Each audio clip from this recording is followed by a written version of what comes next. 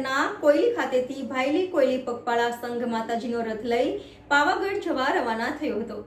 વડોદરા શહેરના કોયલી ખાતેથી ભાયલી કોયલી પગપાળા સંઘ માતાજીનો રથ લઈ પાવાગઢ જવા રવાના થયો હતો। દર વર્ષે ચૈત્રી નવરાત્રિએ વડોદરા શહેરના કોયલી ખાતેથી ભાયલી કોયલી પગપાળા સંઘ માતાજીનો રથ લઈ 350 વર્ષની પરંપરા મુજબ પાવાગઢ ખાતે પગપાળા જાય છે। જે અનુસાર આ વર્ષે પણ પગપાળા પાવાગઢ યાત્રાનું આયોજન કરવામાં આવ્યું છે। ત્યારે આજે કોયલીથી મહારાજ વિજય મંગળસિંહ ગોહિલ સાથે પગપાળા સંઘ પ્રસ્થાન કરી ઉંડેરા ખાતે પહોંચ્યો હતો, જ્યાં વોર્ડ નંબર 9ના ભાજપના યુવા કાઉન્સિલર શ્રીરંગ આયર દ્વારા માતાજીના રથનું સ્વાગત કરવામાં આવ્યું હતું। આ પગપાળા સંઘમાં મોટી સંખ્યામાં ભાવિક ભક્તો જોડાયા હતા, જ્યાં ભાયલી કોયલી માતાજી સંઘ સંદર્ભે મહારાજ વિજય મંગળસિંહ ગોહિલે વધુ માહિતી આપી હતી। Reporter Rahul Rajput, YNN news, Vadodara.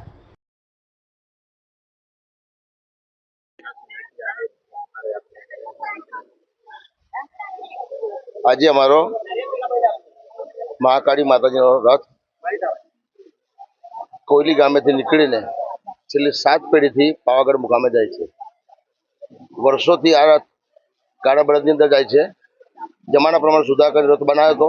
પહેલા ગાડું બળદ હતું, હવે રથ બનાવ્યો છે। આ વર્ષોની પરંપરા ચાલતી આવી છે અને ચાલતી રહેશે। લોકોની આસ્થા મંદિર છે કોયલીવાળા માતાજીનો રથ જાય અને આશીર્વાદ મળે અને મોર પીછું માથે લાગી જાય અથવા માતાજીનો હાથ લાગી જાય તો અમારું ભવિષ્ય સુધરે એવું લોકોની આસ્થા છે અને આસ્થા સાથે આ માતાજી બંધાયેલા છે।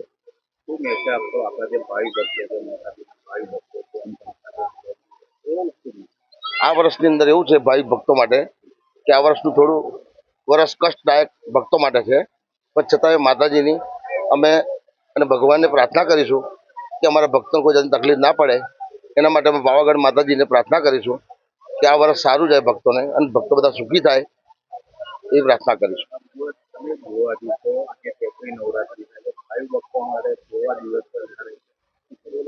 દિવસો તો દિવસે દિવસે ભક્તો માટે ખરાબ જ જાય છે, પણ અમે તો એવી માતાજીની પ્રાર્થના કરીશું કે જે આસ્થા અને શ્રદ્ધા અને જે માતા પર વિશ્વાસ રાખે છે એ ભક્તો દુઃખી ના થાય, કાયમ માટે સુખી થાય એવી અમે પ્રાર્થના કરીશું અને કરતા રહીશું।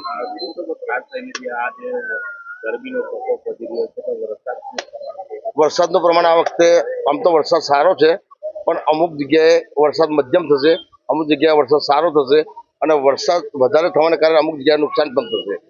અને આ વર્ષની અંદર માતાઓ, બહેનો અને બાળકો ઉપર ઘણો ભાર છે તથા તોફાનો થશે। અમુક વિસ્તારની અંદર આગ લાગવાના બનાવો બનશે, અમુક વિસ્તારની અંદર લૂંટફાટ ચોરીના બનાવો બનશે। આ વર્ષની અંદર મેન વસ્તુ એવું છે કે ભાજપનું જે કમળ છે એની પાંદડી તૂટશે, એના કારણે કમળનું આખું વિભાજન થઈ જશે।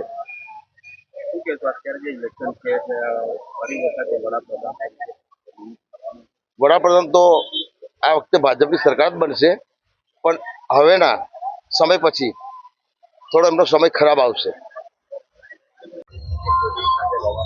આજના દિવસે જ્યારે ચૈત્ર નવરાત્રી જ્યારે ચાલી રહી હોય અને ચૈત્ર નવરાત્રીની અંદર દર વખતની જેમ આ વર્ષે પણ અમારા ઉંડેરા વિસ્તારની અંદર, ઉંડેરા ગામની અંદર બાલા સ્વરૂપ મહાકાળી માનું મંદિર છે અને ત્યાંથી દર વખતે પાલકી નીકળે છે ને એ જ પાલકીનું સ્વાગત દર વખતે અમે ઉંડેરાની અંદર કરતા હોઈએ છીએ, કેમ કે માતાજીનું પિયર તરીકે ઉંડેરા ગામ ઓળખાતું હોય છે।